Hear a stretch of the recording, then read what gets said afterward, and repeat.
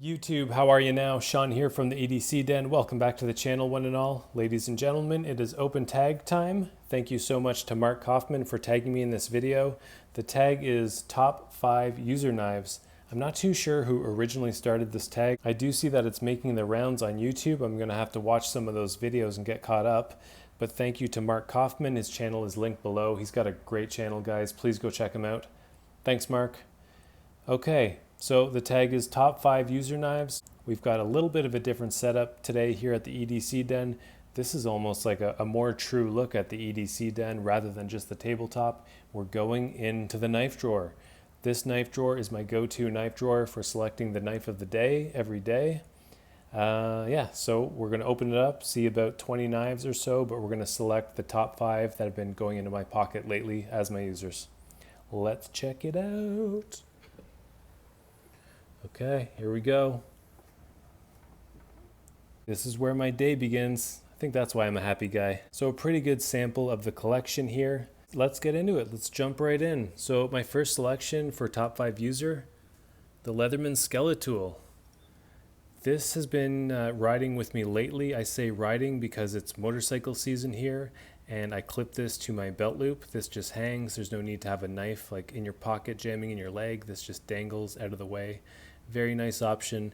It does match the bike too, I'm not gonna lie. That wasn't a factor though, was it? Maybe a bit, maybe a small factor. It does match the bike. Do you guys care about motorcycles out there? Or are we just a bunch of loud hooligans? Let me know in the comments, all my fellow motorcycle brothers and sisters. So we've got the knife, got the pliers, we've got the screwdriver option.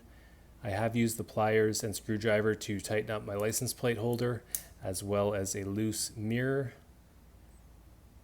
All right, maybe I'll show the bike if you guys care. Do you guys care? No, I don't think so. You guys like knives, not motorcycles? But let me know if there's any interest. I'll do a little show and tell of the bike. Selection number 2. Well, a year ago, it would have been this, the Victorinox Pioneer. That's not the Pioneer X, so there's no scissors, just the blade and the openers and the awl. I really like this knife, but I got this one semi-recently, and this has been taken over. I just wanted to try one of these red ones, and I went with the nice thick one with the scissors and the pliers on it. So you get a lot of utility out of this one. Pretty great tool. Really like those pliers, and of course, you cannot go wrong with the sack scissors. Plus all the other tools it comes with, just a nice lightweight. It is big, but I wear a lot of jackets and whatnot, and that just drops into a jacket pocket really nicely. So that's been the go-to Swiss Army knife.